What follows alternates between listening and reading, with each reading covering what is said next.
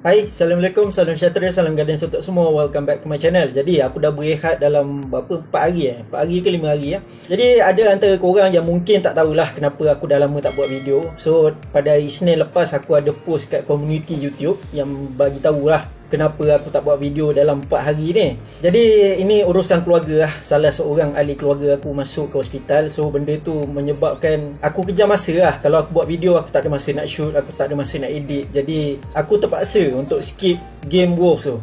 Hari Isnin pun aku dah beritahu kan. Sebelum Arsenal kalah pun aku dah beritahu dah yang aku takkan buat video disebabkan oleh hal keluarga. Jadi yang mana yang kata aku lari daripada Arsenal kalah tu, korang memang silap lah kan. So memandangkan kita cakap pasal game Wolves itu yang Arsenal kalah, aku nak recap sikit lah memandangkan aku tak buat video untuk reaction kan. Jadi game tu aku sure lah kebanyakan, aku rasa majority yang dah tengok game tu, sebab game tu dah 2 hari lepas kan.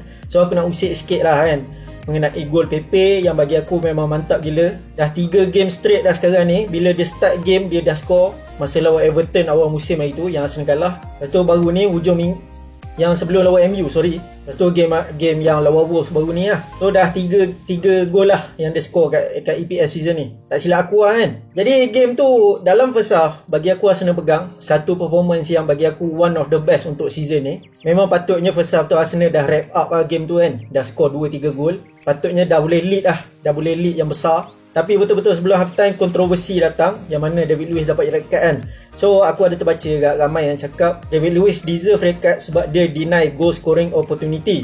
So bila orang cakap deny goal scoring opportunity ni, mula-mula aku tengok aku macam yes lah, sebab David Luiz pun time tu last man. So mungkin lah ada contact pada David Luiz. Tapi bila tengok balik, bagi aku contact tu datang daripada Willian Jose dulu tau. So macam mana kau boleh cakap benda tu deny goal scoring opportunity memandangkan contact yang pertama datang daripada pemain Wolves ni. Benda tu yang patut dibahaskan kan. Benda tu yang menyebabkan benda ni jadi satu kontroversi lah. Bagi aku yes, it's a penalty, boleh bagi penalty. Tapi at least David Luiz tu dia tak deserve red card. Bagi aku yellow card, paling busuk yellow card lah. Tapi red card tu memang bagi aku debatable lah. Boleh debate lah benda tu kan.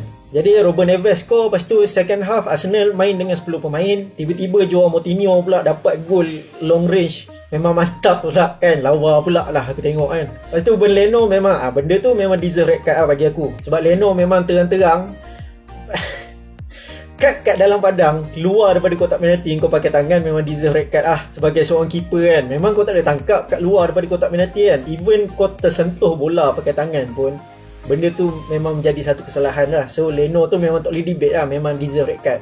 So itu adalah recap sikit lah mengenai game lawan Wolves hari tu, yang bagi aku memang aku sependapat lah dengan kebanyakan jurnalis, dengan kebanyakan berita kan. Even apps yang bola pun, even diorang pun persoalkan apa function VAR kan dalam game lawan Wolves hari tu kan. Sebab VAR lah yang patutnya menolong referee dalam situasi yang macam tu. Kita faham referee ni manusia, tapi sebab referee manusia lah VAR ni wujud kan. So apa nak buat, aku dengar Arsenal dah appeal dekat FA England nak overturn balik decision tu. Maksudnya nak batalkan red card daripada David Luiz lah, yang bagi aku memang satu keputusan yang kasar daripada ref lah kan. Tapi aku tak nak letak benda tu sebagai satu-satunya kesalahan yang menyebabkan Arsenal kalah dalam game lawan Wolves lah. Macam aku cakap tadi, dalam first half tu Arsenal patut dah wrap up lah game tu. Dah lead 3-4 gol lah. So benda tu pun boleh ni lah, boleh dipersoalkan juga Arsenal tak berapa nak clinical sangat kan depan gol kan masa first half tu. Jadi itulah aku punya pendapat mengenai game Wolves itu. Jadi sekarang ni kita bangkitkan balik topik mengenai dalam video ni lah, preview untuk game lawan Aston Villa esok. Jadi game Aston Villa ni akan berlangsung pada pukul 8.30 esok malam. Akan dimainkan dekat tempat Aston Villa. Jadi satu game yang mencabar juga. Aston Villa pun sekarang ni berada di atas Arsenal. Arsenal pun sekarang berada di tangga ke-10 kan. So Aston Villa ni salah satu tim yang Arsenal tengah fight untuk kejar top 4 kan. Or even top 6 lah orang boleh cakap kan. Sebab top 4 bagi aku memang peluang tu ada tapi tipis. Tapi at least top 6 lah kan. So apa yang aku risaunya masuk dalam game Aston Villa ni, aku tak nak Arsenal crumble. Maksud aku crumble ni, aku tak nak Arsenal pandang kekalahan dekat Wolves tu sebagai satu benda yang negatif lah. Sebab kalau kau ingat balik masa kita menang lawan MU pada awal musim baru ni dekat Old Trafford, tengok apa jadi lepas tu. Kalah Aston Villa, lepas tu Derek kalah dengan Burnley, kalah dengan Wolves. Jadi benda ni kebetulan lah kan. Minggu lepas kan kita baru jumpa MU, lepas tu tiba-tiba kalah dengan Wolves hari tu dalam keadaan kontroversi. Lepas tu masuk game Aston Villa ni, aku harap Arsenal terus cekal dari segi cara permainan, dari segi minda pemain, jangan fikir sangat lah kan. Bangkit awal daripada kekalahan, itu benda yang penting lah untuk teruskan momentum. Sebab sekarang ni walaupun kalah dengan Wolves, bagi aku tim Arsenal sekarang ni tengah dalam satu momentum yang sedap tau. Dari segi gameplay, dah ada chemistry antara pemain. So benda memang nampak mustahil, tapi bagi aku apa-apa akan jadi dalam bola sepak. Lagi-lagi dalam musim ni lah. Memang musim ni memang tak dapat diduga, so apa-apa boleh jadi. Jadi inilah peluang untuk Arsenal ambil inisiatif, ambil kesempatan ni untuk panjat balik tangga liga. Bermula dengan game lawan Aston Villa. Bila aku cakap unpredictable, tiba-tiba pula Aston Villa hari tu kalah dengan West Ham. West Ham season ni aku tak boleh cakap dia relegation candidate kan. Sebab last season memang dia teruk sikit West Ham, tapi season ni memang dia power pula. Dia masuk dalam top 10. Sekarang ni dia duduk tangga kelima tak silap aku kan. Lepas tu hari tu West Ham lawan Aston Villa, tiba-tiba Lingard pula skor 2 biji. So bagi aku benda tu boleh mengganggu momentum Aston Villa tu sendiri kan. Jadi kedua-dua tim Arsenal dengan Aston Villa sekarang ni kena bangkit balik. So aku harap dalam game lawan Aston Villa ni Arsenal tak bazirkan peluang dan Arsenal kena start awal. Maksud aku kepada start awal ni, kalau kau perasan lah, Arsenal season ni memang dia start lambat tau. Bila second half barulah momentum dia, tempo permainan dia naik. Masa first half tak ada pun, tak ada urgency kan. Nak cari gol awal ke, memang nampak slow lah game permainan kan dari segi gameplay. Jadi penting lah untuk Arsenal masuk dalam game Aston Villa ni, first half tu dah naikkan tempo terus. Macam lawan Wolves hari tu. Yang penting tu cari gol awal lah, yang bagi aku boleh secure sikit lah game kan. So kita jump terus lah kat line up expectation aku lah. Keeper memandangkan Leno dapat red card, yang bagi aku memang deserve red card lah sebab kesilapan Leno tu kan. Lepas tu Matt Ryan pun 50-50. Arteta dalam press conference malam pun dia ada cakap yang Matt Ryan ni 50-50 lah untuk return lawan game Aston Villa ni. So buat masa sekarang, masa aku rekod video ni, aku akan letak Runasen lah. Tapi kalau Matt Ryan fit, aku masukkan Matt Ryan lah.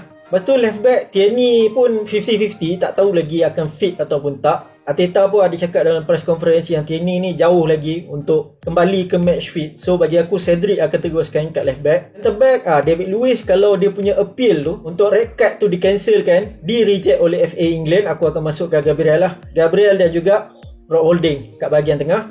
Lepas tu right back Bellerin continue sebagai captain. Center midfield Xhaka Partey. Bagi aku Partey start lah sebab game lawan Wolves hari tu dia keluar awal kan. Kena dikorbankan lah lepas Leno dapat red card tu. Lepas tu attacking midfielder yang ni memang interesting sikit. Aku kalau personally bagi aku akan letak Odegaard lah. Lepas tu left wing aku akan letak Aubameyang. Right wing Saka. Dan striker Lacazette. Sebab apa aku tak letak Pepe? Sebab Pepe dalam 2 game terakhir lawan MU dan juga lawan Wolves dia dah start. So walaupun form dia sebagus mana pun, ada banyak game yang akan datang lepas ni. So rotation tu akan terjadi.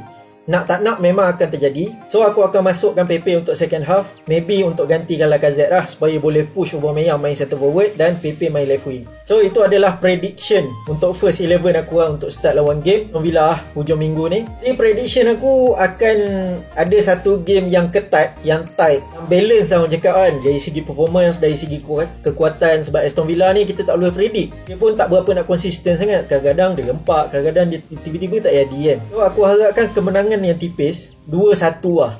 Jadi benda ni prediction je lah. Ramai yang kecam lah cakap aku expect banyak lah daripada team. Lepas tu prediction. Benda prediction, nama pun prediction. So benda ni ramalan. Aku tak cakap Arsenal menang 2-1. Oh Arsenal memang kena menang 2-1. Tak, benda tu memang ramalan lah. Kalau Arsenal kalah, kita kena terima lah. Kalau Arsenal menang, lagi aku happy kan. Itulah reality kan.